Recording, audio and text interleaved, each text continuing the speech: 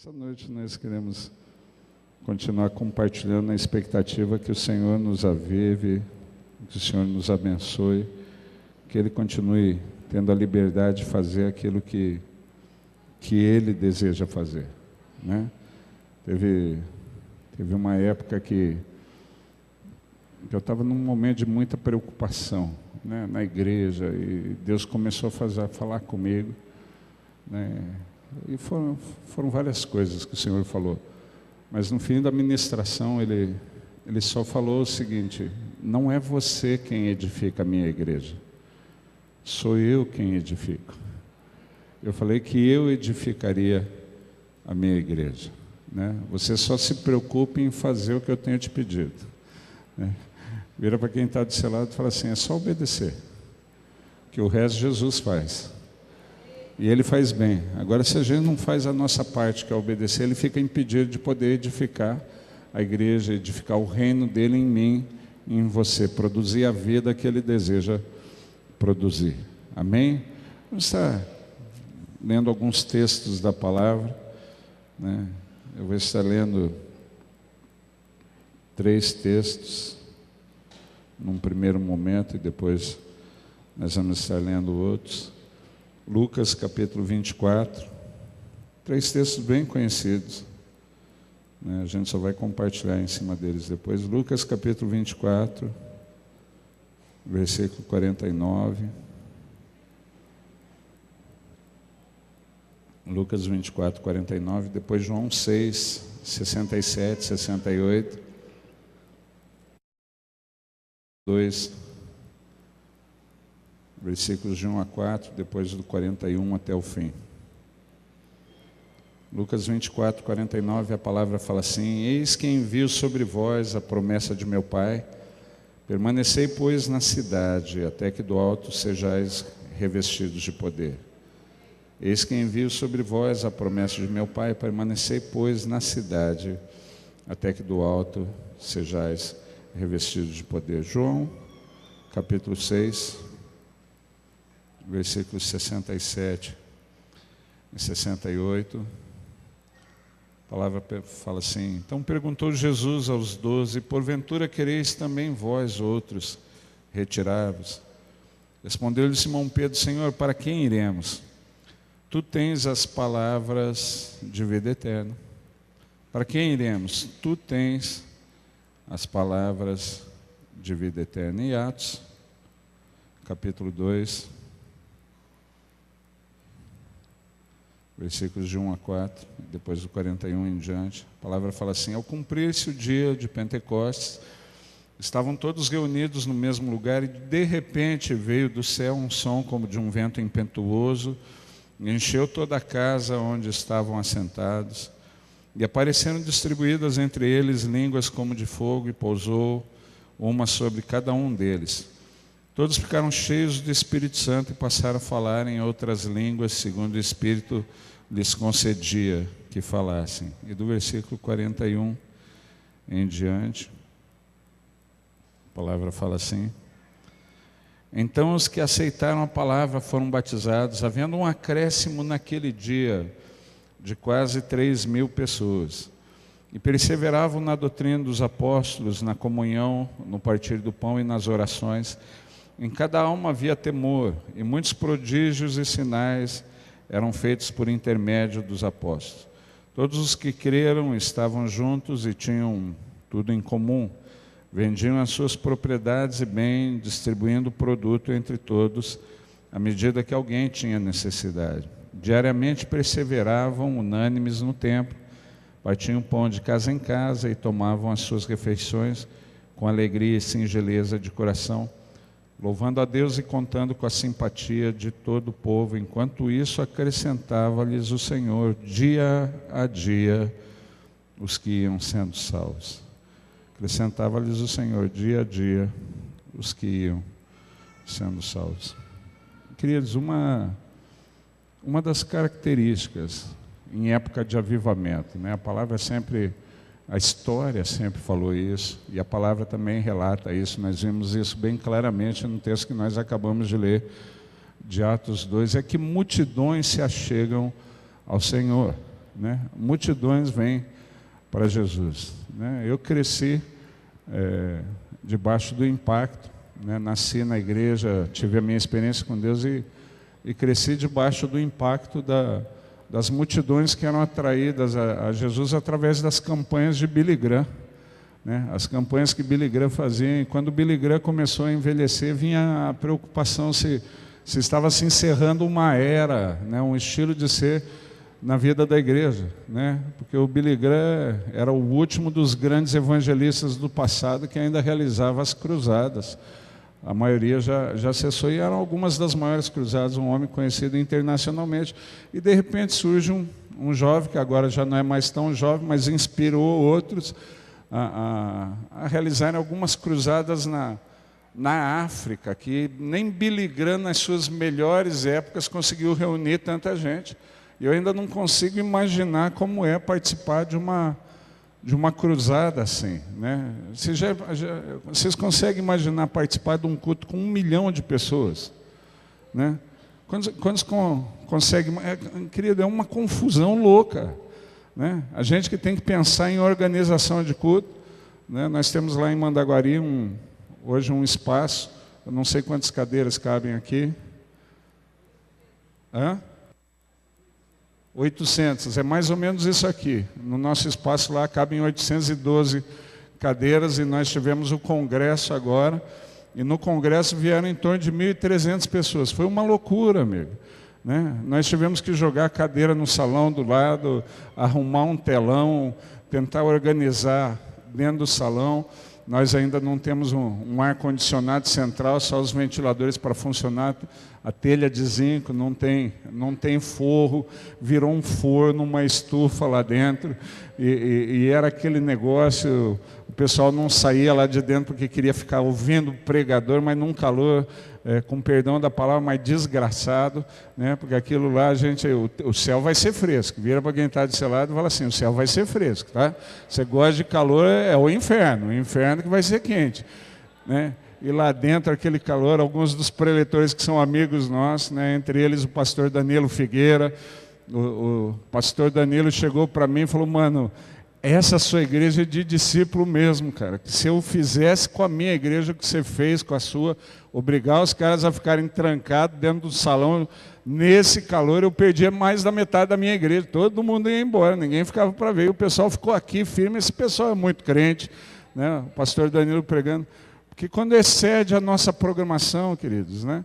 Eu fico imaginando um culto para 1 milhão de pessoas. Não tem som que você prepare que dá conta do recado, né? Alguém pergunta para o irmão lá, especialista em som, pergunta: você consegue preparar um som para um culto de 1 milhão de pessoas?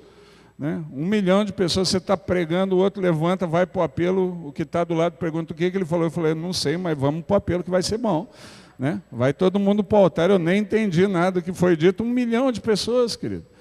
Agora a gente imagina uma igreja, né, 800 lugares, essa igreja é uma bênção, amém? Né, eu vou perguntar de novo, dá um amém de jovem, como a irmã falou. Essa igreja é uma bênção, amém? Agora imagina de um dia para o outro, 3.000 pessoas entram nessa igreja. 3.000 pessoas de um dia para o outro, e a Bíblia fala que isso é só o começo. 3.000 se convertem num dia, mas todo dia Deus está acrescentando gente nova. Não tem como você resolver, não tem como você preparar a logística de um canto assim. E queridos, Deus, esses dias eu estava ouvindo o pastor Paulo Mazzoni, e ele gosta de lançar mão dessa estatística, para você entender coisas que Deus precisa fazer. E a gente precisa, se nós queremos passar por um avivamento, nós queremos ter um avivamento pessoal constante, Deus fazer coisas novas na nossa vida, muita coisa em nós vai precisar mudar. Muita coisa em nós vai precisar ser reformada. O pastor Paulo Mazzoni estava falando da experiência dele como pastor. O pastor Paulo Mazzoni é pastor da Igreja Batista Central, em BH, hoje uma das igrejas mais relevantes no Brasil. Né? Ele treina e mentoreia pastores por toda a parte do Brasil, mentoreados diretamente pela equipe dele, são mais de 2.000 pastores, e alguns desses 2.000 são líderes denominacionais que lideram mais de 1.000 pastores eles próprios. Então, uma rede que não dá para a gente imaginar a extensão de pessoas que toca no Brasil hoje. Mas o Paulo Mazzoni, ele cresceu numa igreja batista tradicional, veio com uma formação, teve o privilégio de se tornar pastor da igreja onde ele nasceu e cresceu. E diz que quando ele assumiu a igreja tinham 300 membros, e depois de 11 anos de ministério, de muito trabalho árduo, ele conseguiu levar a igreja de 300 para 170. Ou seja, a igreja decresceu, né? 11 anos trabalhando para ir quase pela metade. E ele falava que as convicções, as estratégias que ele tinha aprendido, todo o esforço, se tornavam vão. Né? E o que mudou a maneira dele ver as coisas, não foi um novo curso, não foi andar com outras pessoas, não foi uma experiência. Ele falou, foi uma visão que ele teve um dia, e ele relatando, e ele é batista tradicional, e eu sei o que é isso. Meu cunhado era pastor batista tradicional, minha esposa era batista tradicional, antes de passar por um avivamento. Eu não sei se tem alguém aqui que tem parente, ou já passou pela experiência de fazer parte de uma igreja tradicional, né? Eu nasci numa igreja tradicional, né? Ainda participo, minha denominação é uma denominação histórica. Queridos, não é fácil. A gente que é criado em igreja tradicional dá um trabalho lascado para o Espírito Santo, né? Ele demora mais tempo para nos convencer de algumas coisas que demora, a gente dá um trabalho lascado para o Espírito Santo. O Espírito Santo fala conosco, a gente tem a ousadia não, né? É inexperiente de falar para ele, o senhor está brincando comigo. Isso aí não pode ser verdade, né? Imagina se Pedro estivesse no barco, né, e Jesus mandasse jogar a rede depois de pescar a noite toda. Se Pedro fosse metodista, falava, não, vou jogar não, vamos fazer um concílio para decidir, né? Vamos reunir a liderança, fazer um concílio. Se a assembleia da igreja decidir, eu jogo, mas se a assembleia não decidir, não vai ser assim não. Já passei a noite, a gente gosta de reunião, né? Eu passei esses 2 dias, o dia inteiro em reunião na metodista, para decidir coisa que não vai resolver nada. Não vai resolver nada, não vai ajudar o Senhor a produzir avivamento, não vai mudar a igreja, não vai salvar os perdidos, não vai resolver nada. Mas a gente gosta de reunião, a gente gosta, né? Quando já participava de uma igreja tradicional, eu falo assim, era bem parecido na minha, pode levar, graças a Deus ninguém, a igreja de vocês era uma benção, né? Mas o pastor Paulo Mazzoni disse que ele teve uma visão, um dia, eu não sei em que circunstâncias, ele só relatou a visão, em que ele via um abismo, e no entendimento dele, aquele abismo levava até o inferno. E ele via as pessoas caminhando cegamente, despreocupadamente em direção ao abismo, e diz que ele, tendo a visão, começou a ficar angustiado, começou a gerar uma angústia no coração dele, e ele de alguma maneira queria avisar as pessoas que elas estavam caminhando em direção ao inferno, em direção ao sofrimento eterno, e ele disse que a angústia dele aumentou quando ele viu caminhando em direção ao inferno, porque as pessoas chegavam na beira daquele abismo e caíam tranquilamente em direção ao inferno. Ele disse que ele via um inferno, a coisa acontecendo, as pessoas em tormento depois de caírem. Ele viu algumas pessoas que para eles eram referência de bons cristãos, pessoas que ele viu crescer, os professores de escola dominical da igreja dele, caminhando despreocupadamente em direção àquele abismo. E aquilo gerou uma angústia. Ele disse que quando ele voltou daquela visão, a vida dele ministerial, a vida dele como cristão, nunca mais foi a mesma. E hoje o pastor Paulo Mazzoni, tudo que ele faz, tudo que ele realiza, tudo que ele organiza na igreja dele, tem a simples preocupação de alcançar pelo menos mais um para Jesus. Né? E a estatística que ele apresenta, né? Ele sempre fala dessa estatística, nós somos hoje 2 bilhões e pouco de cristãos na face da terra, né? Isso contado cristãos nominais, pessoas que se dizem cristãs por nascerem num lar cristão, mas que carecem de nascer de novo.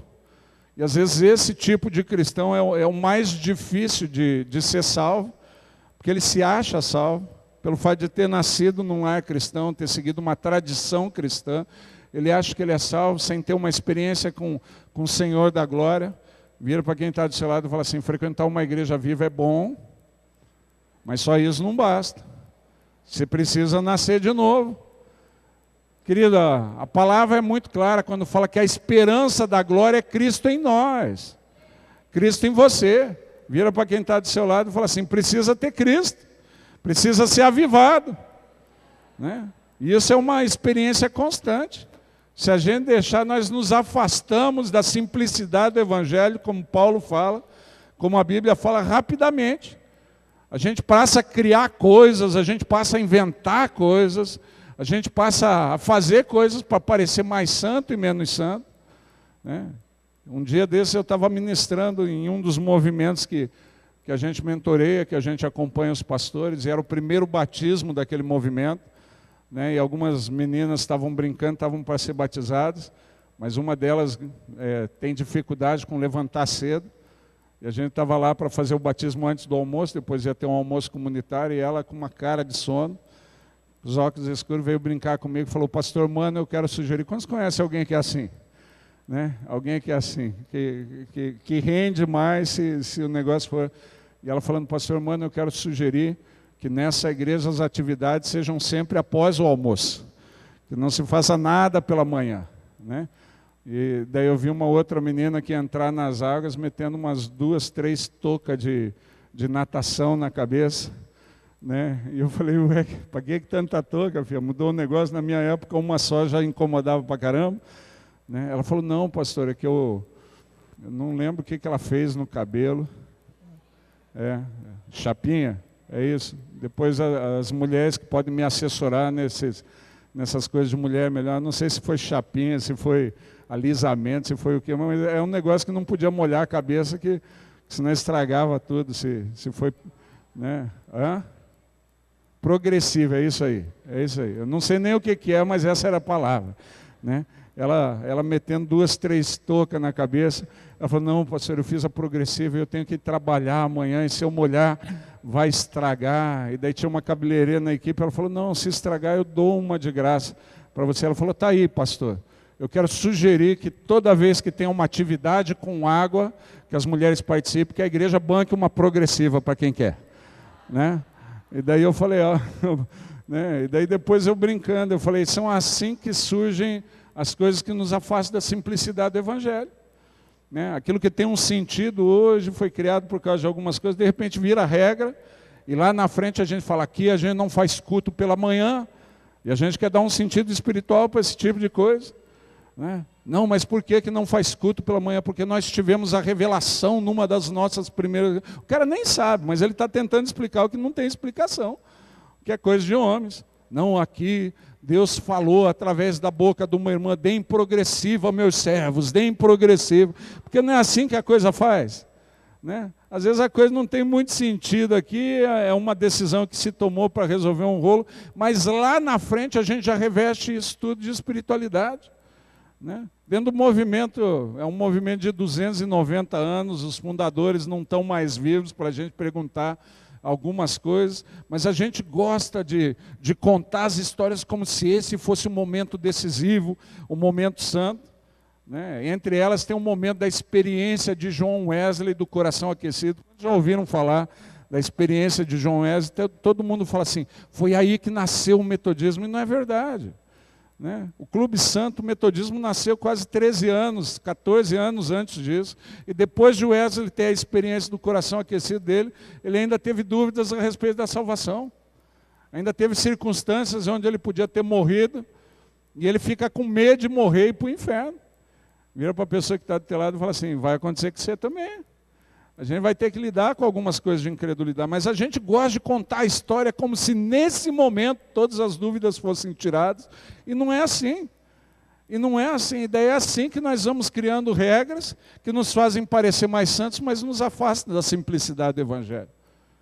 E às vezes nos afastam da difícil tarefa, porque não é fácil, querido, da difícil tarefa de andar com Ele e de ter Cristo em nós. Pastor, por que o senhor fala que é difícil tarefa?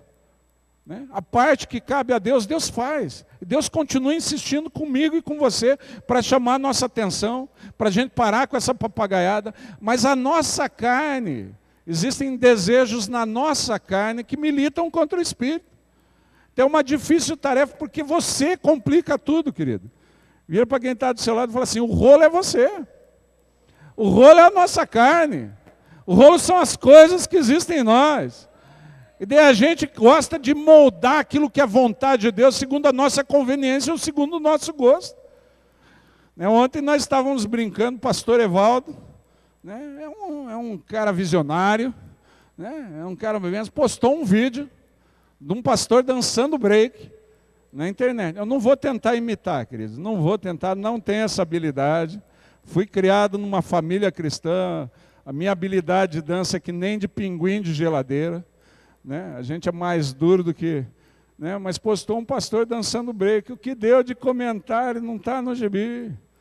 Primeiro comentário estava falando assim, coisa do demônio.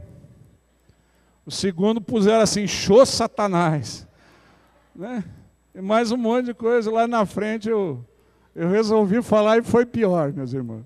Foi pior. Depois que eu falei, o caldo ferveu. Eu falei, conheço esse pastor, é um homem abençoado, é um homem santo. Ele tinha esse hábito antes de se converter, teve a experiência dele, usa isso hoje como meio de atração para um ministério frutífero com jovens. E tem vários jovens que foram levados ao Senhor, e eu falo isso na minha igreja, amigo. Se eu descobrir que fazer isso leva alguém a ser salvo, eu faço. Né? Se Deus me falar, planta bananeira, meu servo, que 10 pessoas vão se converter, vendo você plantar bananeira, vão dar risada e falar, essa igreja é boa, o pastor é ridículo, é que nem eu, vou me converter aqui. Vou me converter aqui, o pastor é doido. Vamos falar a verdade, quantos aqui plantariam um bananeiro para que, se Deus falar que aqueles que você ama, pelos quais você tem orado, pelos quais você tem clamado, se converteriam com você plantando bananeira, quantos aqui plantariam bananeira? Levanta a mão. Certeza, querido. Em tese, todo mundo sabe disso. Em tese, todo mundo fala isso. O rolo é quando Deus exige de nós na prática. Porque nós cremos aquilo que a Lígia falou, que Deus está a fazer coisas novas na terra. Nós queremos que Deus faça as coisas novas. Mas nós estamos acostumados com a rotina. E às vezes nós gostamos da rotina até para avaliar se Deus está fazendo ou não está fazendo. Agora, queridos, para você imaginar, são 2 bilhões e 200 milhões de cristãos nominais. Isso quer dizer que tem mais do que o dobro disso para salvar. 5 bilhões de pessoas precisam ser salvas. 5 bilhões. O pastor Paulo Mazzoni, que gosta de estatística, e eu não sei aonde ele viu para fazer essa conta, ele diz que se a gente ficar em fila, um atrás do outro, encostado, né, encostado um no outro, no meu caso a pessoa fica um pouco mais distante, né, mas se a gente ficar encostado um no outro, ele falou, o número de pessoas que precisam ser salvas, se elas ficassem em fila uma atrás da outra, dariam 3 voltas e meia, um pouco mais de 3 voltas e meia, mas 3 voltas e meia ao redor do globo terrestre, pelo Equador, onde a volta é maior. Não é nos polos, é o tanto de gente que precisa ser salva. E a gente fala isso por quê, querido? Porque as estratégias que Deus tem dado à igreja até aqui, ou que a igreja tem discernido, porque eu creio que Deus tentou dar outras coisas que a gente não conseguiu discernir antigamente. Mas as estratégias que a igreja tem utilizado, as quais a igreja tem se valido até aqui, elas não produzem um avivamento, não produziram, foram bênçãos, ninguém está criticando. Eu tive a minha experiência com Deus, eu tive o meu batismo com o Espírito Santo nessa igreja, com as estratégias que a igreja possui, mas as estratégias das quais a igreja tem se valido, não permitiram que as multidões que precisam ser salvas se chegassem ao Senhor. Hoje tem mais do que o dobro precisando de salvação. E a gente sabe disso. Mais do que nunca, Deus tem urgência de fazer coisas novas. Deus tem urgência de produzir coisas novas. De vir um avivamento sobre a nossa terra, através dessas coisas novas que Deus está a fazer, que leve o dobro de pessoas a ser salvas no mínimo. No mínimo. Porque senão, a gente vai ter a tristeza de ver pessoas que a gente ama, como o pastor Paulo Mazzoni viu, pessoas que ele conhecia do seu convívio dentro da igreja, indo para o inferno. No dia da volta de Jesus, no dia do arrebatamento, você vai ter tristeza de encontrar algumas pessoas que você espera encontrar no céu, sendo levadas para o outro lado. Se a gente não quer que isso aconteça, se a gente não quer passar por essa tristeza, mais do que nunca, nós devemos nos abrir para essas coisas novas que Deus deseja fazer, para que essas multidões possam chegar ao Senhor. Porque algumas maneiras pelas quais nós celebramos, pelas quais nós divulgamos o Senhor, não estão alcançando essas multidões. É uma questão só de avaliação. Você não precisa ser profeta para isso. Algumas coisas mudadas na nossa maneira de ser. Porque, queridos, publicar o que Deus desejava fazer, Deus já publicou. E se a gente olhar a maneira, na perspectiva da simplicidade do Evangelho, a maneira simples, não fica tão difícil alcançar essas multidões. Mas nós precisamos mudar a nossa maneira de viver o Evangelho, de viver essa realidade do Cristo em nós. Porque eu não quero julgar ninguém falando que aqueles que estão dentro da igreja não têm Cristo neles. Nós vamos partir aqui na nossa reflexão nessa noite, na perspectiva que todo mundo tem Cristo. Que todos aqui são salvos, são marcados pelo selo do Espírito Santo, possuem a capacitação do Senhor, amém? Nós vamos partir aqui dessa perspectiva. E se nós entendermos essa perspectiva, queridos, eu não sei as estatísticas hoje a respeito de Londrina, mas só para a gente entender que na simplicidade do Evangelho é fácil chegar onde Deus gostaria. A gente acaba complicando todas as coisas. Eu não sei as estatísticas hoje em Londrina do número de evangélicos. A gente não fala nem do número de cristãos. Alguém tem alguma estatística recente? Pastor Joed?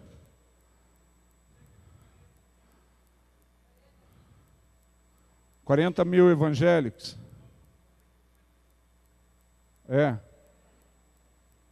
50.000. 50.000 evangélicos. É bem menos do que eu pensava. Alguns anos atrás, as estatísticas davam Londrina e Uberlândia como duas das cidades mais evangelizadas do país, onde possuíam um dos maiores... Mas vamos pegar 50.000 pessoas. Quantos são os habitantes de Londrina?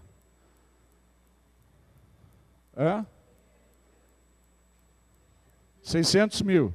50.000 para 600.000. Agora vamos pegar que esses 50.000 evangélicos que tem aqui entendessem o que Deus espera dele, né? Tivessem o entendimento que Deus espera que nós sejamos testemunhas.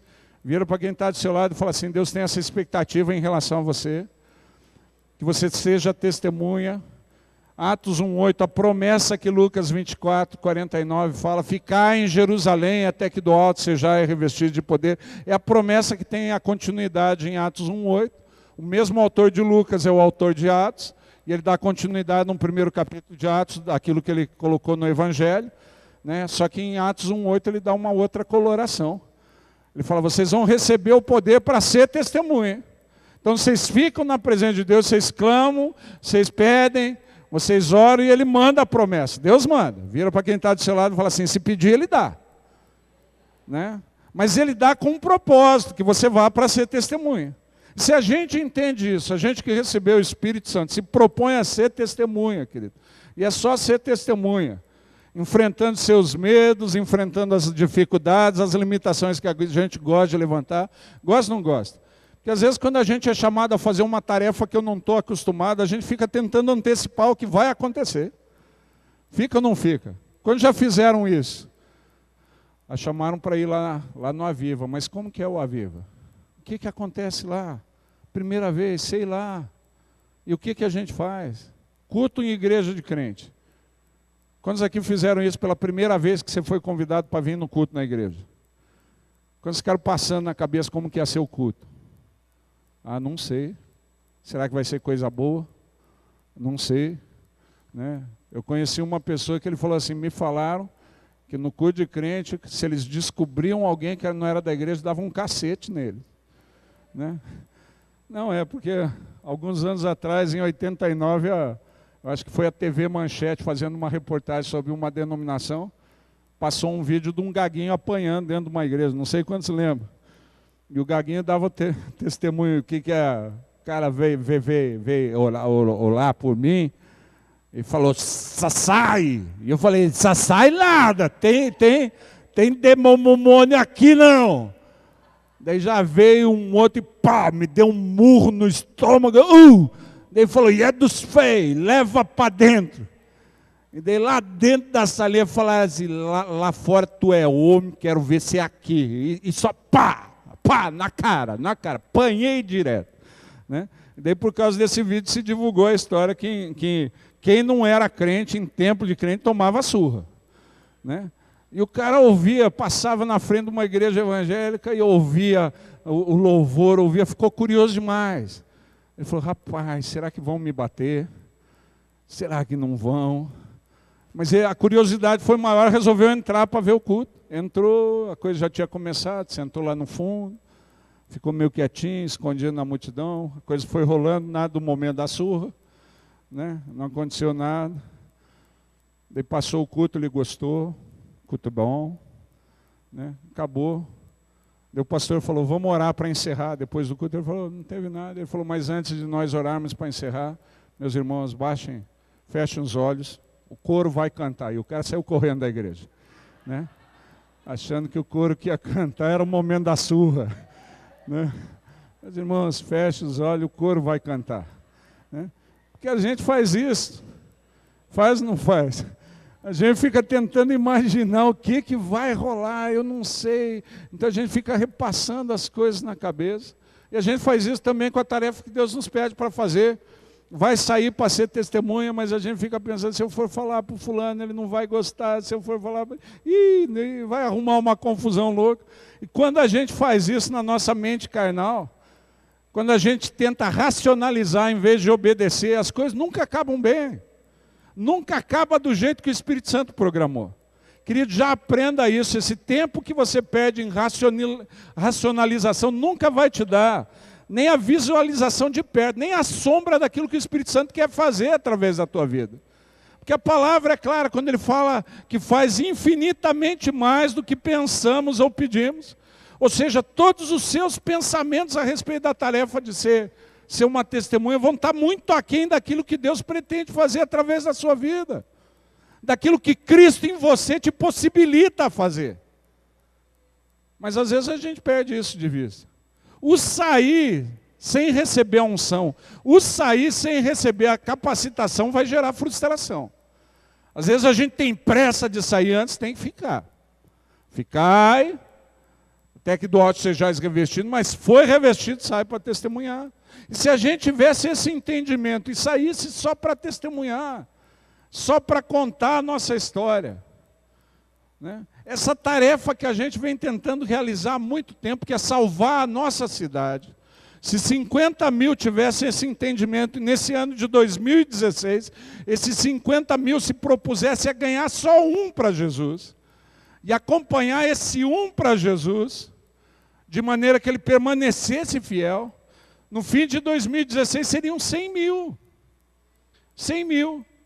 E se esses 100 mil em 2017 saíssem para fazer aquilo que fizeram em 2016, e que daí fica fácil para os outros 50 mil que se achegaram a fazerem, porque eles já tiveram um exemplo de alguém fazendo com eles, e a gente tem a tendência natural de reproduzir aquilo que a gente viu.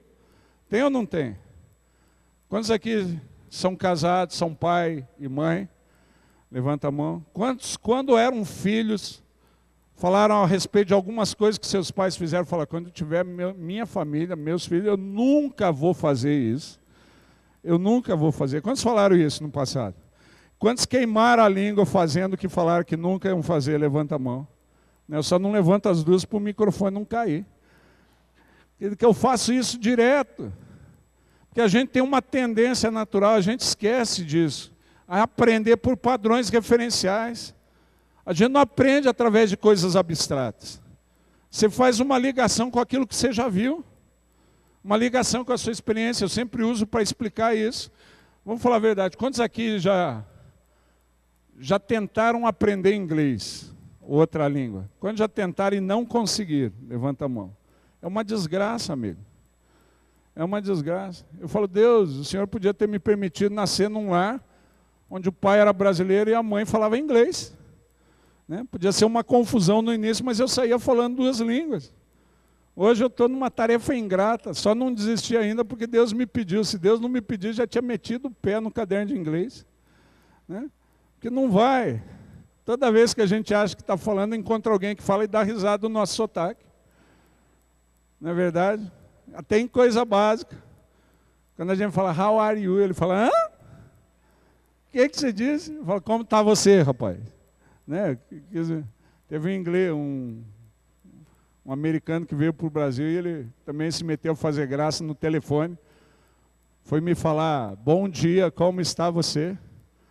E o cara falou, eu falei, hã? Daí ele passou a mão para o brasileiro que estava do lado, passou o telefone, falar com ele, que eu não consegui falar em inglês. Ele falou, ele tentou te dar bom dia. Eu falei, agora me vinguei. Né? Agora me vinguei. Eu fiz com ele o que os outros fazem comigo, quando eu tento falar em inglês. Né? Não é fácil. Mas por que a gente fala em português mesmo querendo aprender inglês?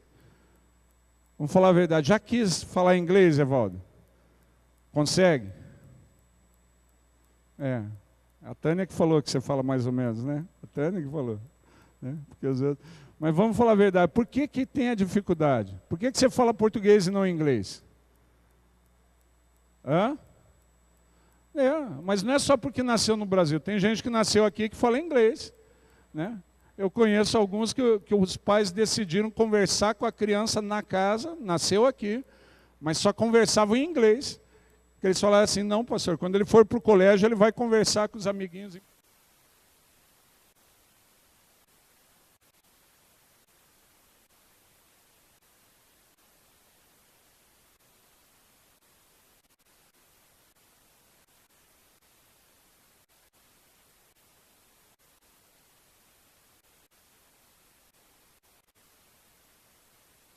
A mãe, parece que depois que a gente tem filho, fica um pouco retardado, depois tem que recobrar a sanidade. Né? Fica ensinando tudo errado para a criança. Fala, daí a criança vem falando daquele jeito, aí descobre que português não é daquele jeito, tem que reaprender tudo de novo. A gente dificulta a vida da criança, mas porque a gente aprende por padrão referencial. A gente acaba imitando. Né? A gente acaba fazendo. Esses 50 mil, se eles são ganhos para Cristo, e são ensinados a testemunhar em 2017, os 50 que foram ganhos em 2016 vão testemunhar. É a coisa mais natural. E daí, em vez de serem só 50 mil, são 100 mil. 100 mil ganhando em 2017, mais 100 mil. Em 2018 são 200 mil. 200 mil ganhando um só. Você vai levar uma pessoa só para Jesus.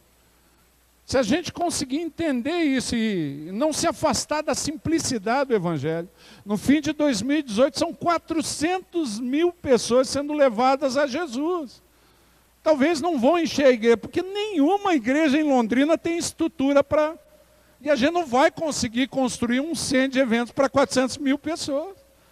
Se multiplicar o número de cultos também, não vai conseguir. Não vai dar certo. Hã? O estado do café, vai valorizar assim. Quantos cabem no estado do café? 45 mil. A igreja do show, eu nunca fui lá, mas me disseram que tem uma capacidade para 30 mil pessoas, mais ou menos. É isso? Umas 30 mil pessoas? Mais ou menos isso aí. Diz que eles faziam 7 cultos por domingo. Ou seja, eles tinham 1 milhão e tantos mil membros, mas só conseguiam atender 200 a 250 mil pessoas por culto. Ou seja, se esses 400 mil se converterem em 3 anos, não tem lugar para fazer culto para todo mundo. Mas todo mundo vai ser edificado sobre a rocha se tiver quem o acompanhe. Todo mundo vai aprender a ser uma testemunha de Jesus se tiver quem o acompanhe. Todo mundo vai saber como proceder como cristão se tiver alguém que o acompanhe e o ensine. Se tiver alguém que o tutele. E no fim de 2019, Londrina está ganha, querido. Londrina está ganha. Trabalho para 4 anos. Quantos anos essa igreja existe aqui em Londrina? 30 anos. É só 4 desses 30 que precisa. Vira para quem está do seu lado e fala assim, só 4. Se a gente não se afastar da simplicidade do Evangelho, e hoje Deus vem tentando resgatar essa simplicidade para alcançar as multidões. E o avivamento não está nos grandes templos que vão sendo construídos. O avivamento não está acontecendo em países com grandes estruturas de culto. Querido, a maior igreja evangélica do mundo está num lugar onde ela não tem lugar de reunião. Que a gente nem sabe quantos são hoje, mas que se reuniam há 3, 4 anos atrás em grupos de 50 pessoas nas casas. E eram 100 mil grupos de 50 pessoas. Uma igreja de 5 milhões. Há 4 anos atrás, que hoje a gente já nem sabe mais, porque já deve ter multiplicado. Hoje já deve ter pelo menos 3 vezes mais grupos. Você consegue imaginar uma igreja de 15 milhões de membros? Dá para imaginar? Ou seja, mais que uma São Paulo inteira de membros da sua igreja. Sabe onde essa igreja está lotada? Na China. E não é a igreja oficial. A maior igreja do mundo está num país não cristão. A segunda maior está num país da África que ainda tem a maioria muçulmana. Talvez hoje já não tenha mais. O pastor Elias esteve lá, eu falei, Elias, eu acredito em você é meu amigãozão. Está certo que o Elias de vez em quando erra as estatísticas. Mas eu falei, mas você é meu amigãozão, eu quero mais uma hora que você for lá para ver culto, eu quero ir. Porque eu não consigo imaginar uma igreja do tamanho que ele me falou. Diz que a igreja, eu não vou nem falar a medida que ele me deu, porque depois o Elias muda e quem fica por mentiroso sou eu. Né? Mas ele falou que é uma igreja tão grande, tão comprida, que os diáconos na igreja andam com aqueles carrinhos de golfe. Né? Eles andam com aqueles carrinhos de golfe, quando o irmão cai na unção no fundo da igreja, vai, recolhe no carrinho, traz no altar, solta no altar para receber a oração, e os diáconos ficam passeando. Eu falei, eu quero ver. Isso eu quero ver. Quando você ficar com vontade de conhecer também, vai orando, pedindo para Deus te levar lá. Eu quero ver uma igreja desse tamanho. Ele falando da construção, mas quando ele fala da construção do lugar de reunião, não é um lugar como esse, com parede sólida, parede fixa. São em lugares onde chove muito pouco. E às vezes o que eles têm é uma cobertura, e do lado tem uma lona tapando a visão, espantando poeira, mas só uma lona rodeando. Tem uns pedaços de madeira e põe uma lona rodeando para cobrir. Daí faz um piso em cima daquilo tudo, para o carrinho não pegar uns buracos no caminho. E celebra, mais de 1 milhão de pessoas se reunindo num lugar assim. E eles contando das experiências de culto, de celebração lá. Né?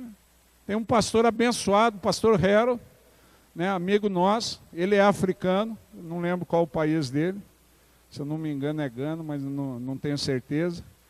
E o Harold fala, eu me converti nesse tipo de mover. E a palavra que tinha para a gente que o reino dos céus é tomada à força. Então os que se esforçam se apoderam dele. Então o que a gente tinha, você quer mais de Deus? Você quer um avivamento? Paga o preço. Vai lá. E ele falou, o culto que era rápido lá, onde eu me converti, era um culto de 6 horas. 6 horas é quando o pregador tinha algum outro compromisso. Né? Porque os cultos normais nossos duravam de 10 a 13 horas. Já pensou, querido? Você está reclamando que está demorando muito hoje, né? Já olhou no relógio, vira para quem está do seu lado e reclama de mim que eu peço para o Harold vir pregar aqui. Eu peço para no próximo Aviva vir o Harold, você vai ver. Você vai ver. 6 horas, querido. E tem um pastor amigo nosso também tremendamente abençoado, mais conhecido no Brasil do que o Harold, o pastor Luciano Subirá. Quantos conhecem o Luciano Subirá? Luciano Subirá foi tutelado pelo Harold no início. Né? O Luciano era adolescente, o Harold discipulou, acompanhou o Luciano um tempo. O ministério do Luciano começou junto com o Harold. E ele tem o Harold até hoje como pastor dele. E diz que no início, quando o Harold estava discipulando ele, o Harold levava o Luciano no apartamento que ele morava em Campinas, para ele aprender aquilo que era básico. E o Luciano falava assim, nós dois levávamos 2 litros de coca lá. Ele falava, agora vamos orar em línguas. Que para o Harold essa é a chave mestra que abre o reino dos céus para algumas coisas na terra. Ele falava assim, a gente começava a orar em línguas. A gente orava. Quando a boca secava, parava, dava um gole na coca e continuava. Falava, querido, a gente orava em média 8 horas por dia em língua. Vira para quem está do seu lado e fala assim, você ainda reclama de ter que orar todo dia, hein? Acabou. Quando seu líder pega no pé sobre a devocional, está fazendo a devocional, como que você deixou de fazer? Eu sei que aqui ninguém reclama, mas quantos conhecem alguém que acha que estão pegando muito no seu pé? Quando você conhece alguém que é assim, levanta a mão, vira para quem está do seu lado e fala, sei que você conhece. Sei que você conhece alguém que está reclamando. 8 horas por dia. E ele falou, o réu eu ficava lá. E ele falou, eu nunca vi, eu não conheço ninguém. O Luciano dando testemunho. Eu não conheço ninguém que orasse tanto em línguas quanto o réu. E isso não é uma vez só, querido. Eu dei o testemunho também, eu acho que já dei aqui de um pastor conhecido nosso. Ele é bispo no Chile, apóstolo no Chile hoje.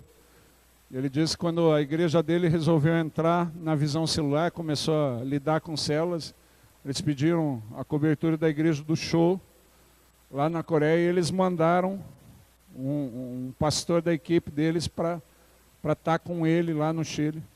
Falou, o cara ficou 40 dias na minha igreja, ficou 40 dias comigo, os 40 dias ele não fez uma pregação, ele não deu um estudo bíblico, não fez uma reunião com a minha liderança.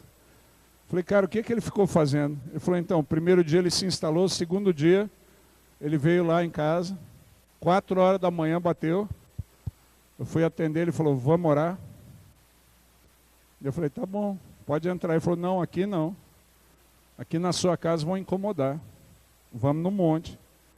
Ele falou, mano, você não sabe, a montanha no Chile tem neve. Eu falei, vou nada. Vou orar no monte, coisa nenhuma. Ele falou, não, vamos no monte. Daí me convenceu, eu falei, bom, vou, o carro tem ar-condicionado. A gente gosta no monte, dentro do carro. Quando chegamos no monte, ele falou, aqui dentro não, lá fora. Eu falei, tá que eu vou sair. Tá que eu vou sair. Ele falou, como é o primeiro dia, o senhor pode orar aqui dentro, eu vou orar lá fora. Ele falou, a primeira 1 hora o coreano orou, eu orei. Segunda hora o coreano orou, eu fiquei ouvindo uma música no rádio do carro. Terceira hora o coreano orou, eu dormi dentro do carro. Quando eu acordei, o coreano estava orando. Ele falou, foi assim das 4 da manhã até o meio-dia. O coreano orando, eu orava, ouvia som, dormia. Orava, ouvia som, dormia. Quando deu meio-dia, o coreano entrou no carro e falou, podemos ir embora. Ele disse que pensou, já orei pelo resto do ano. Já orei pelo resto do ano. No dia seguinte, o coreano estava lá. 4 horas da manhã, pastor, vamos orar. Ele falou, foi assim os 40 dias, querido. Foi assim os 40 dias. Ele falou, tinha dia que estava caindo um pé d'água, eu acordava só para ver se o coreano vinha. Pior que cobrador, não perdia um dia. 4 horas da manhã, faça chuva, faça sol, estava lá o coreano. Depois de 40 dias, onde eu já estava pegando gosto por isso, disse que o coreano virou para ele e falou, o senhor já aprendeu o que precisava. Eu já posso ir embora. Queridos, às vezes a gente se aparta da simplicidade do Evangelho. E não é nem o tempo de oração, mas é estar próximo dele. Cristo em nós, a esperança da glória. Cristo em nós, andar perto dele, ouvir a voz dele. A palavra fala que o Espírito Santo daria essa orientação, mas a gente toma tanta decisão sem saber qual que é a direção de Deus. Todos os dias a gente decide coisas que alteram, afetam radicalmente a nossa história, a história da nossa família, sem ter certeza se é o que Deus quer ou não. E a gente ainda chama Ele de Senhor. A Bíblia nos orienta, querido, a orar, a buscar. Não é 1 hora, não é 2 horas, não é 3 horas. Lucas 24:49 fala, ficar em Jerusalém até que... Vira para a pessoa que está do teu lado e fala assim, estabelece isso como desafio na sua vida. Fazer parte dessa geração que fica até que Ele fale, até que Ele responda, até que Ele dê a direção, até que o Espírito Santo se mova. E eu não vou sair daqui, eu não vou me levantar enquanto eu não tiver a clareza de para que lado a nuvem vai. Se a gente fizer isso, querido, a gente conquista as nossas cidades, essas multidões bem mais rápido do que a gente imagina. Agora a gente é muito ansioso. E a gente acha que é questão de tempo de oração, não é. É questão de entender a direção que Ele está dando. E às vezes coisas que parecem absurdas. Mas Deus usa para salvar as pessoas. Até que... E, queridos, as coisas que nós precisamos fazer para que esse avivamento extraordinário chegue, a gente já sabe. Deus já publicou na palavra. A gente já tem o conhecimento. A gente só precisa voltar a resgatar a simplicidade do Evangelho e voltar a fazer. Queridos, algumas coisas que Deus tem nos dado, usando a linguagem do Harold, como chave ali, em Mandaguari, não tem novidade nenhuma, querido. São coisas simples, que a gente já viu na palavra, já ouviu sermões, mas que às vezes a gente tem dificuldade de praticar. Uma delas é o profetizar segundo a palavra que Deus tem nos dado, o falar segundo a palavra que Deus tem nos dado, segundo a direção. A gente crê nisso, amém? Obrigado pelo entusiasmo, eu vou perguntar de novo. Né? A gente crê nisso, amém? Né? A gente fala, já ouviu pregação sobre Ezequiel, sobre o Vale de Ossos Secos. Quando Deus fala com ele, pode viver, ele fala, eu não sei, o Senhor que sabe. Ele fala, então profetiza segundo a minha palavra, e diz, ordena ao Vale de Ossos Secos. A gente prega sobre isso. Mas quantas vezes a gente fala levianamente? A gente fala segundo a nossa sensação do momento, em vez de profetizar segundo a palavra. A gente fala, e aí, como que você está? Hoje não está fácil. Hoje está difícil mesmo. Em vez de você usar a palavra que pode derrubar a muralha, a palavra que Deus te deu, que é poder de Deus na boca de quem crê, a gente só ajuda a reforçar a dificuldade. Né? Algum tempo atrás, numa das viagens que a gente fez para o Egito, a gente estava lá o tempo e Deus me falou isso, eu estou te dando boca profética. Né? E Ele me deu uma orientação, Ele falou, agora tome cuidado para parar de falar levianamente. Eu falo demais, querido, eu faço muita brincadeira. E na brincadeira eu falo muita bobagem às vezes, como brincadeira, mas falo. E nessa viagem, queridos, para quem nunca foi no Egito, já alertando quando você for servido, tem uma bactéria no leite lá que não é, para eles é comum, mas para nós do Ocidente não é comum. E às vezes você come produtos derivados do leite, ou toma alguma coisa derivada do leite, pode dar um desarranjo intestinal. Né? O pastor Elias, até quando tem as caravanas que vão para o Egito, ele já tem um grupo do mela-mela, que é o pessoal que tem um desarranjo intestinal e fica daquele jeito. Né? Então, nas ministrações, o pastor Elias já fala, essas cadeiras aqui mais perto do banheiro é para o grupo do mela-mela, meu irmão, pode se assentar ali. Se precisar, já corre para fora.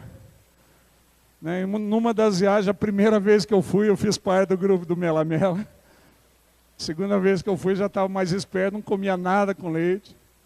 Daí na viagem de volta, a gente em Dubai, né, esperando a conexão para vir para o Brasil. Daí eu comendo, o pessoal ia sair para uma tour pela cidade, conhecer algumas coisas, daí eu comendo tudo que eu não comi no Egito, que estava com vontade de comer e não comi. Minha esposa Cláudia falou, amor, cuidado. Eu falei, agora, amiga, agora estou voltando para o Brasil, nem que morra. Nem que morra, agora eu estou comendo. E que seja o que Deus quiser, se liberar, liberou. Coitado de quem vai viajar no avião do meu lado. Querido, eu não fui no tour, eu esperei o pessoal sair com a van. Mal e mal deu tempo de chegar no quarto, querido. Me atacou, soltou tudo. Né? Eu entrei dentro do quarto daquele jeito. Mal e mal pude pôr a chave, já fui baixando e correndo em direção ao sanitário. Nem tempo de fechar a porta deu. Fiquei naquela situação que quem passou já sabe. Eu estava no banheiro daquele jeito, quando você pensa que acabou, levanta, dá de novo. Eu falei, a Cláudia vai voltar, eu não vou conseguir nem abrir a porta do quarto para ela. E eu comecei a orar. Falei, Deus, 12, 13 horas dentro do avião desse jeito, não vai dar, Deus. Assim eu não sei nem se eu consigo embarcar sem fraldão. Tem jeito não, Deus. Tem misericórdia. Por quê? Daí Deus me falou assim, você não disse que não tinha problema? Você não disse que podia liberar? Estou fazendo segundo o que você falou. Eu falei, Deus, tem misericórdia. Tem misericórdia. Tranca tudo aí, Jeová. Deus trancou. E Ele me falou assim, eu te disse para você aprender a não falar levianamente. Senão a boca profética para você vai ser um problema. Em vez de ser bênção sobre a vida das pessoas. Vamos falar a verdade, quantos de nós já desejaram ter essa direção de Deus, a unção de Ezequiel, profetizando sobre Vale de Ossos Secos, mas a gente fala levianamente, querido. Deus deseja nos dar autoridade. Ele fala isso, Jesus fala isso. Ele fala, toda autoridade me foi dada no céu e na terra. Ele fala, então vão, façam discípulos. E daí ele fala assim, eu vou estar com vocês. O que Jesus está falando? A autoridade que é minha, vai estar com vocês através do meu Espírito que vai habitar em vocês. E daí, vocês vão ter essa autoridade para fechar o céu, para abrir o céu, para determinar, chamar à existência coisas que não existem pela fé, segundo a minha vontade, para que o mundo creia. É simples assim, querido. Mas muitas vezes ele não permite que essa autoridade se manifeste, porque a gente ainda não aprendeu a lidar com boca profética. A gente não aprendeu a lidar com simplicidade, a gente fala levianamente, uma hora está bom, outra hora ele fala, não é bom que seja assim. Que da mesma fonte jorrem duas coisas muito diferentes, Tiago fala isso. Da mesma fonte jorra bênção e maldição. Uma hora a gente está crente, está profetizando, falando segunda-fé, outra hora a gente está abatido. Está desanimado, ora por mim, está tudo desgraçado lá em casa. Deus fala, não vou poder dar boca profética não. Se eu der, esse desgraçado vai acabar com tudo. Como dizia um irmão de Laranjeiras, uma vez pedi para ele levar um pregador num ponto. Falei, aí fulano, como que foi? Ele falou, pastor, fulano pregou 1 hora. Ele falou, quer dizer, ele pregou meia hora, que a segunda meia hora ele despregou tudo que ele tinha pregado. E às vezes é assim, a gente faz a confissão de um jeito, e a gente não percebe que precisa ser tratado nessas coisas, querido. Precisa se aproximar do Evangelho. Se a gente tem a tendência a falar demais, faz o que Ezequiel falou. O que você acha disso? Não sei, Deus quem sabe. Aprenda a responder assim, se você é precipitado no julgar, se você tem essa tendência a ser dramático nas coisas, está muito difícil, para com isso. Vira para quem está do seu lado e fala assim, cala a boca. Aprenda a pôr uma guarda nos seus lábios. Aprenda a parar de falar precipitadamente. E aprenda a reproduzir isso como chavão, até aprender a falar para abençoar. Deus quem sabe. Vamos firmar o propósito de aprender a falar assim? Em vez de falar precipitadamente, quando Deus quem sabe. Deus quem sabe, eu preciso ouvir Deus, eu preciso ver o que Ele diz no tocante a isso. E depois que Ele falar, eu vou profetizar segundo a palavra dEle. Eles em pequenas coisas, Deus faz isso para lembrar, no momento que nós esperamos passar por um grande avivamento, nós já vemos os sinais do avivamento lá em Mandaguari, mas nós cremos que é só o prenúncio de algo maior que Deus vai fazendo. E esses dias Deus me lembrou dessa questão da boca profética. Nós estávamos no congresso de carnaval, imersão em Cristo. Na última noite de manhã nós íamos ter um momento da unção. Eu fui brincar com o pessoal. A gente havia programado uma coisa e Deus falou, não faça, encerra agora. E fala que eu quero que o meu povo venha amanhã bem descansado para aquilo que eu vou fazer.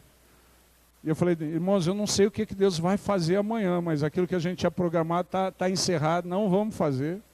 Deus mandou encerrar agora, eu entendo que Ele quer vocês bem descansados. E eu falei assim, ó, jovens, não fica na internet até de madrugada, nada de rede social, em nome de Jesus não vai funcionar para você, então vai dormir cedo. Eles no dia seguinte de manhã, todo mundo comentando, e sua casa a internet funcionou? Não. Derrubou a internet na cidade, querido. Acredita? Eu não sei se foi o que eu falei, eu estou querendo acreditar que não, mas não funcionou. Apesar de querer acreditar que não, eu estou com senso de culpa, que eu derrubei a internet em Mandaguari. Do sábado para o domingo. Deles de manhã tentando mandar um WhatsApp, falou, ainda não funciona. Daí alguém falou, foi aquilo que o pastor falou ontem. Que a internet ia cair. Eu falei, não, claro que não. Você acha que é isso? Ele falou, foi sim, pastor. Eu falei, então se é, eu estou determinando que a hora que acabar o culto a internet vai voltar. Voltou, irmãos. Depois do almoço a internet foi restaurada em Mandaguari. E eu falei, caraca, que coincidência. E Deus só me lembrou assim, boca profética. Eu já te falei, para de falar levianamente. Vira para a pessoa que está do teu lado e fala assim, Deus quer te dar poder de trazer vida ao vale de ossos secos. Deus quer usar você, querido, para um avivamento nessa cidade onde multidões vão se achegar ao Senhor. Deus quer, nós já falamos disso ontem, Deus quer avivar a sua vida. Por isso que Ele traz essa proposta do Aviva, para ser um período de renovação, de avivamento, mas mais do que te avivar, Ele quer usar você para trazer um avivamento que Londrina precisa e que não viu acontecer ainda até agora. Mas a gente tem que aprender a permitir que a nossa boca seja canal só da bênção de Deus, da palavra que constrói. A gente tem que determinar que a nossa boca vai cessar, vai parar de ser um canal para bênção e maldição. A gente vai fechar o canal de maldição e vai aprender a profetizar segundo a palavra de Deus, segundo a direção que o Espírito dá. A gente vai aprender a falar sobre o vale de ossos secos. E a palavra de Deus, que é viva e eficaz, vai trazer vida. Vai trazer vida. É simples assim. Tem nada a ver com a declaração positiva de alguns movimentos aí fora. Porque o diabo tem a mania de tentar imitar as coisas de Deus para desacreditar. Daí tem gente que pega lá fora e fala, não, isso aí é confissão positiva do não sei o que, o imo. Aí tem nada a ver, querido. Isso aí é aquilo que Deus falou para Ezequiel, fala segundo a minha palavra. Profetiza segundo a minha palavra. Se for profetizar, profetiza segundo os oráculos de Deus. Em outro texto fala assim. Fale segundo os oráculos de Deus. Porque a palavra de Deus é viva e eficaz. A palavra mesmo diz que Deus não faz nada sem revelar antes aos seus servos, os profetas. Antes de ser chamado à existência, antes de se tornar a realidade, você vai conhecer o que Deus quer fazer. Antes de ser chamado à existência, a palavra vai estar em você. E Deus vai te dar a autoridade de chamar a existência pela palavra. Mas para aquele que crê. Outra chave fácil, oração em línguas. A Bíblia fala que Ele põe Espírito para interceder por nós. Porque nós não sabemos pedir, não sabemos orar como convém.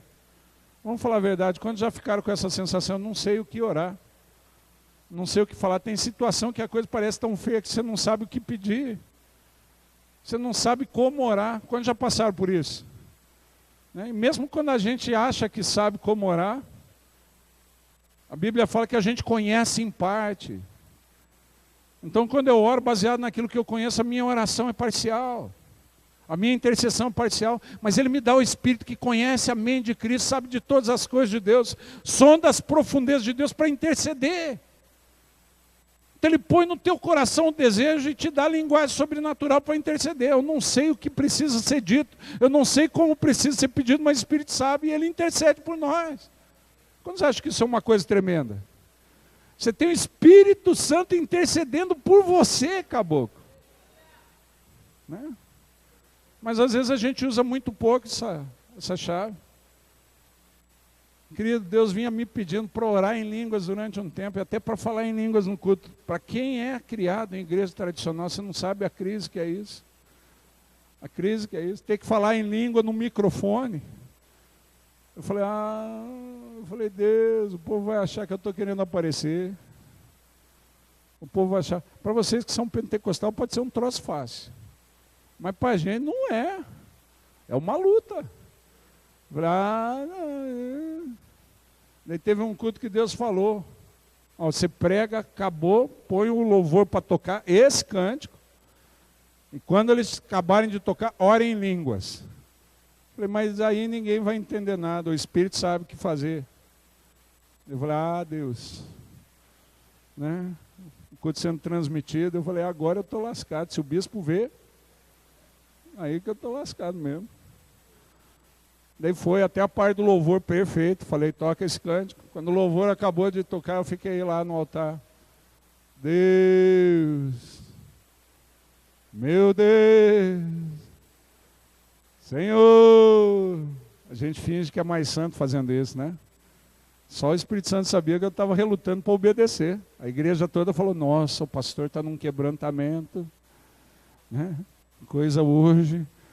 Até uma hora que Deus cansou de me esperar e falou, você vai me obedecer ou não vai? Você vai fazer o que eu mandei ou não vai? Falei, então tá, Deus. E comecei, maior vergonha, meus irmãos. Maior vergonha. A gente é esquisito mesmo. Maior vergonha no altar, comecei a orar em língua no microfone. Querido, tinha ovelha minha, que já era ovelha há 13 anos, que não sabia que eu tinha o dom de língua, porque eu nunca tinha orado em língua em púlpito. Em público nunca orei. Comecei a orar em língua, e querido, duro foi parar depois que liberou. Destramelou um negócio no altar. O Espírito Santo foi, de repente veio um quebrantamento sobre a congregação. Quando eu olhei, era só gente orando. Eu falei, e agora? Como que a gente vai acabar o culto agora?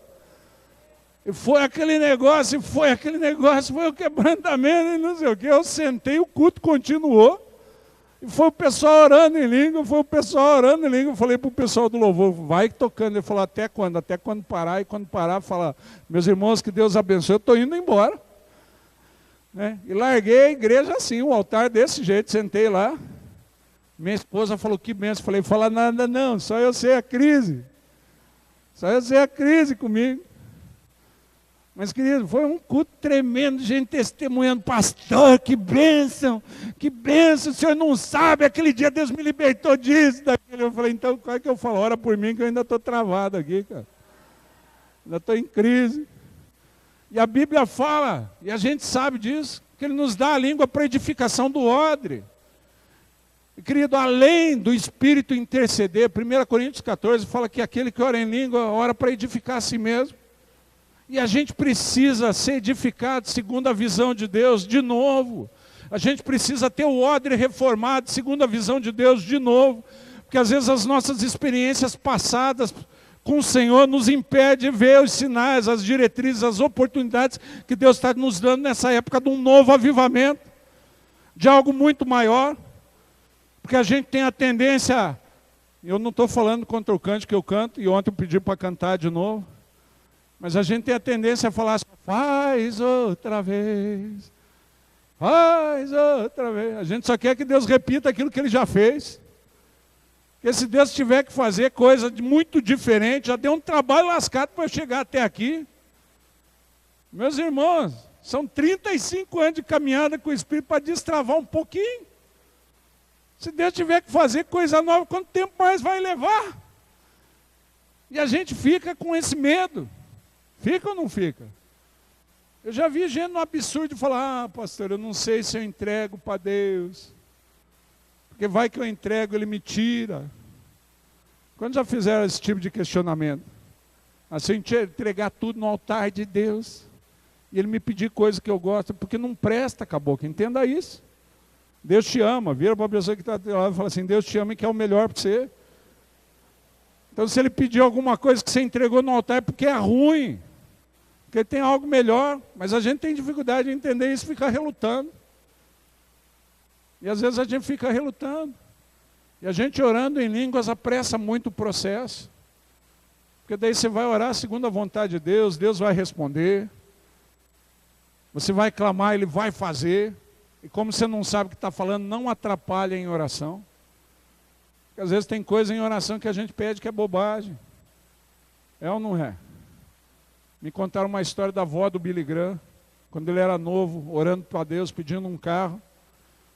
Ele disse que ele orou, Senhor, qualquer carro serve. Até um carro velho já ajuda. A avó falou, ouve ele não, Deus, esse menino é novo, não sabe o que pedir.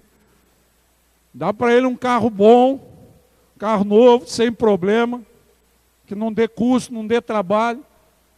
Não vai nessa, isso aqui não é uma oração humilde, Deus. Isso aqui é uma oração burra, não atende meu neto, não. Dá para ele um carro bom. E ele falou assim, graças a Deus, Deus ouviu a minha avó, não ouviu a mim. Porque se tivesse ouvido a mim, eu tinha andado com o carro 2 semanas e tinha parado o carro que não tinha dinheiro para consertar. Né? A gente não sabe como pedir. E Deus nos dá o Espírito Santo para interceder por nós. Às vezes a gente não usa. São chaves simples, mas a gente vai se afastando da simplicidade do Evangelho. Querido, eu estava conversando esses dias, antes de vir para Londrina ontem, com um pastor que é de uma igreja pentecostal, um movimento de renovação que saiu de uma tradicional. E ele falou, mano, hoje a gente está tendo que lutar. Ele falou, parece um absurdo. Mas hoje tem gente na nossa igreja que não quer mais saber do batismo com o Espírito Santo. Não quer mais saber de falar em línguas. não quer mais saber em dons, e a gente está com uma briga grande dentro da nossa denominação para manter aquilo que nos levou, que é a nossa essência, que é o movimento do Espírito Santo, de renovação. Estão com luta sim, querido, porque perderam de vista, se afastaram da simplicidade do Evangelho, de só fazer aquilo que o Espírito chamou a fazer, guiou a fazer, que traz multidões. Agora, queridos, quando a gente põe isso, e o que Deus nos pede, você quer viver em avivamento constante, fica na minha presença, ficar em Jerusalém até que começou a se sentir esgotado, volta para o quarto secreto, começou a sentir que alguma coisa não está funcionando, não sabe o que fazer, vai para a oração, vai para o quarto secreto, vai para a presença de Deus, permanece lá. Charles Finney, que a gente sempre cita, fazia isso. Quando ele disse que começava a se sentir esgotado, ele saía, entrava na mata de novo, ficava nos retiros dele até se sentir renovado e daí sair para pregar. E é simples assim. Volta para a presença de Deus, fica no quarto secreto, permanece na presença, até que ele renove, daí volta para testemunhar. E daí fazendo isso, saindo no poder do Espírito, não há limites para aquilo que ele pode fazer.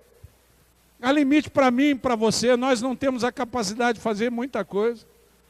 E a Bíblia deixa isso muito claro. Por mais ansioso e preocupado que a gente ande, a gente não consegue segurar os cabelos na nossa cabeça. Você não consegue lidar com coisa básica. Vamos falar a verdade, se a tua ansiedade resolvesse muita coisa, quantos não estariam tomando alguns comprimidos que a gente tem que tomar? Se a nossa ansiedade resolvesse. Quantos aqui já ficaram muito ansiosos a respeito de algumas coisas e não resolveu nada? Levanta a mão, certeza, porque é assim. Vira para quem está do seu lado e fala assim, vai continuar assim, se for nessa via que você vai andar, querido. Você vai perder tempo, hora, com preocupação à toa.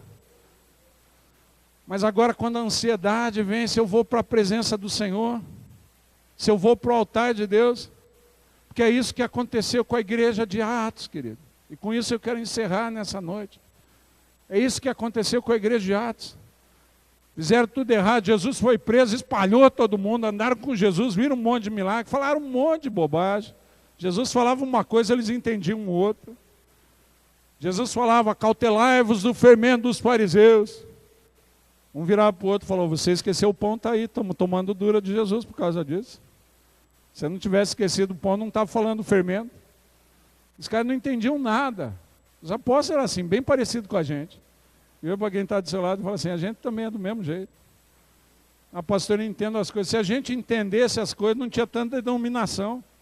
Na verdade, o corpo de Cristo não estava tão dividido aí. Quantas igrejas tem em Londrina? Quantos templos tem aqui? Quantas denominações, Joed? Mais ou menos.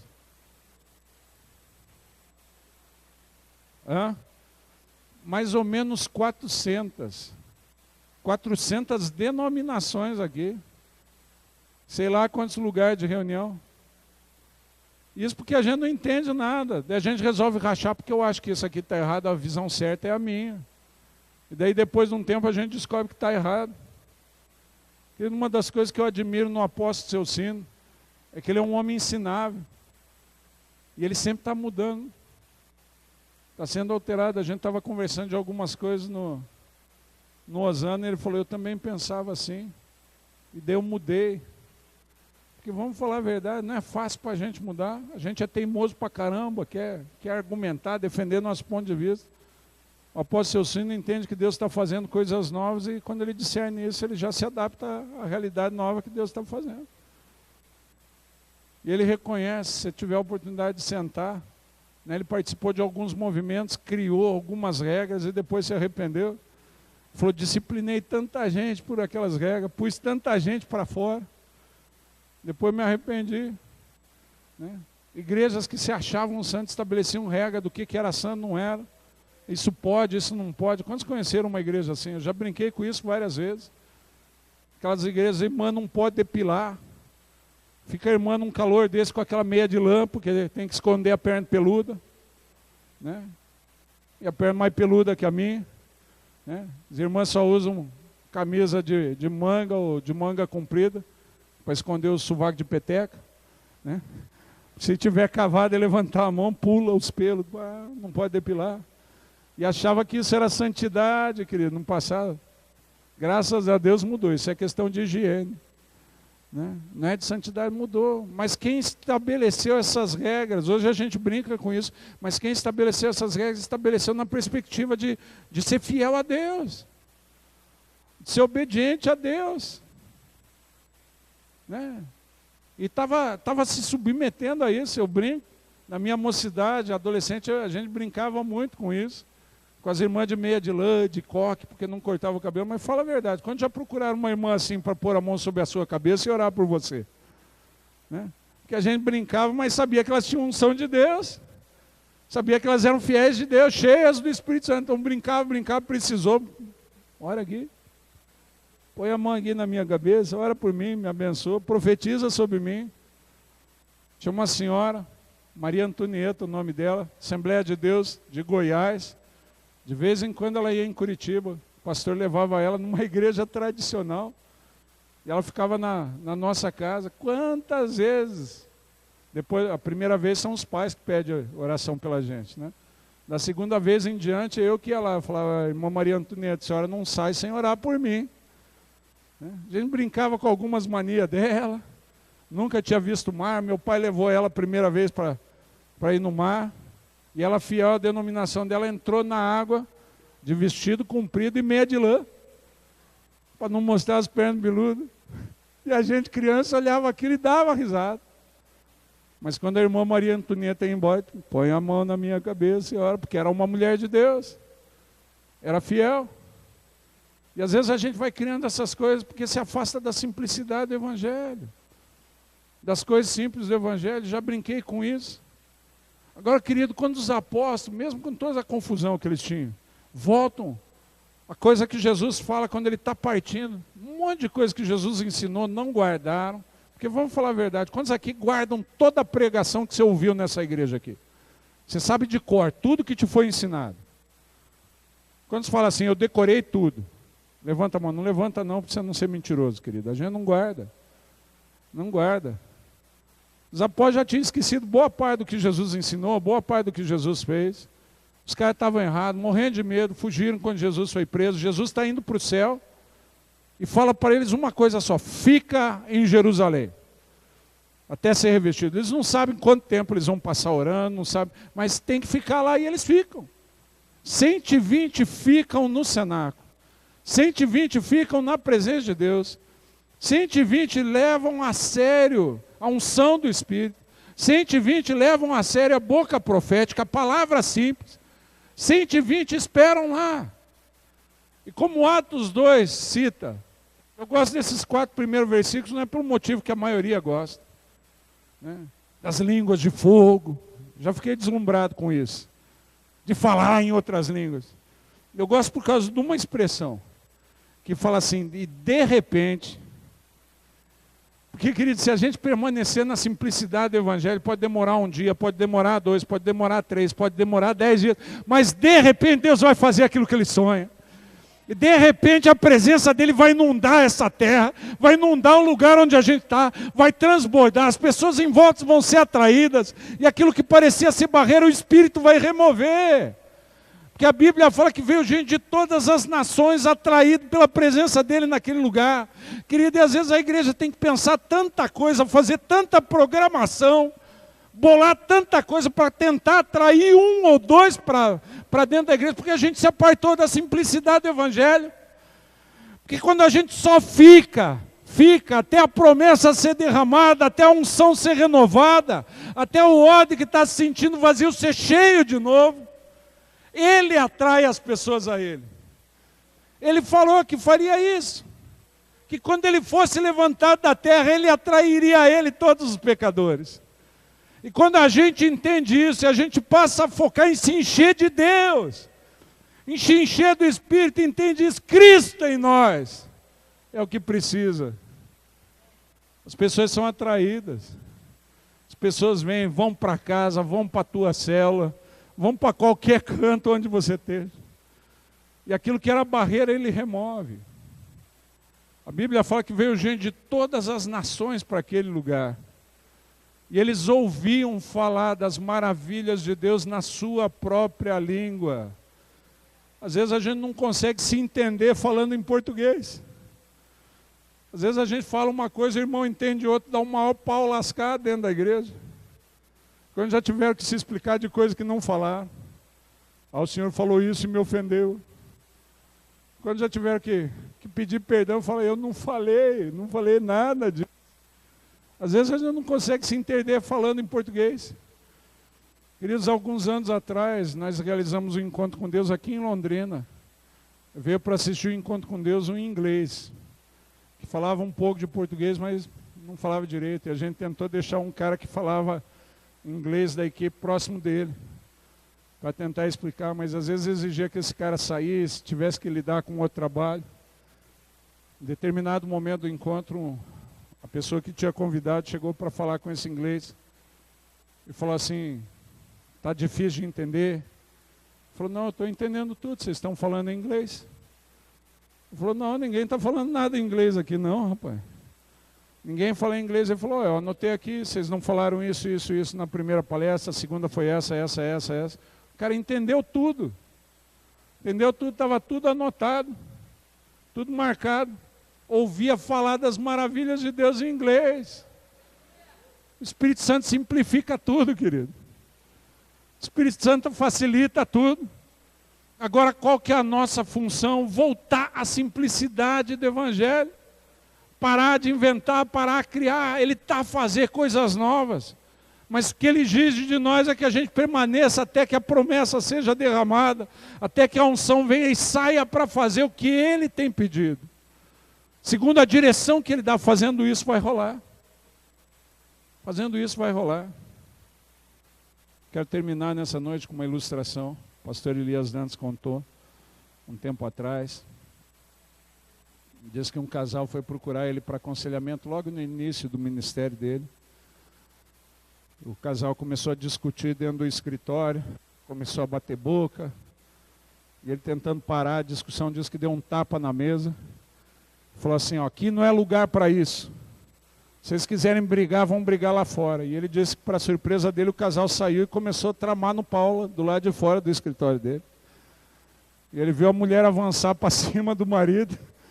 O marido dá uns empurrão, catar ela, dá um chacoalhão, e a mulher avançar, dá uma unhada. Ele falou que passou uns 10, 15 minutos naquela cena esquisita. Depois de 10, 15 minutos de briga, os dois entraram dentro do escritório de novo.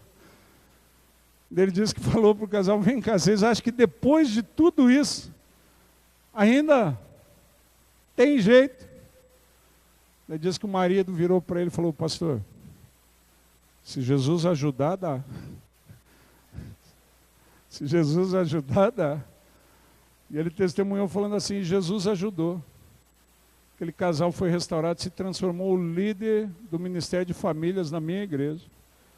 E foi usado por Deus para restaurar outros casais. Jesus quer ajudar mais do que ninguém, querido. Jesus quer ajudar a igreja dele, que somos nós, a salvar as multidões que precisam ser salvas, que vêm se encaminhando despreocupadamente para o inferno. A gente não precisa ter a visão que o pastor Paulo Mazzoni teve para entender isso.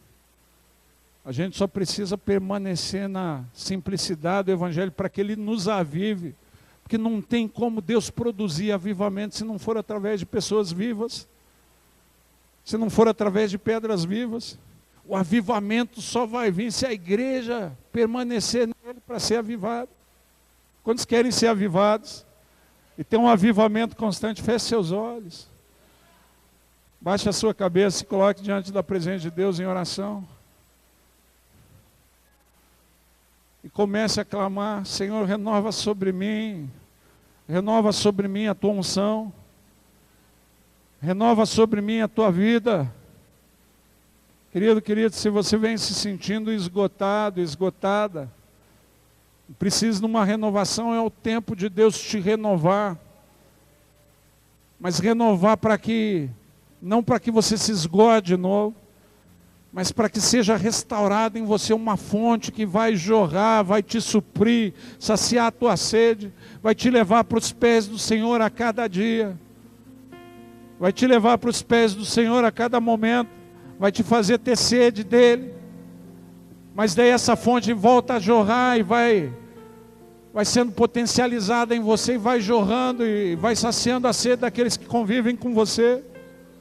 E de repente você abre a sua célula, e lá no bairro onde você mora, lá no lugar onde você está fazendo, Deus estabelece uma embaixada do reino dele, e várias pessoas são atraídas ali para a salvação, e com aquilo que você pode oferecer, multidões vão sendo alcançadas pelo Senhor, porque não tem a ver com a gente, tem a ver com Cristo em nós, tem a ver com a unção que Ele derrama sobre nós.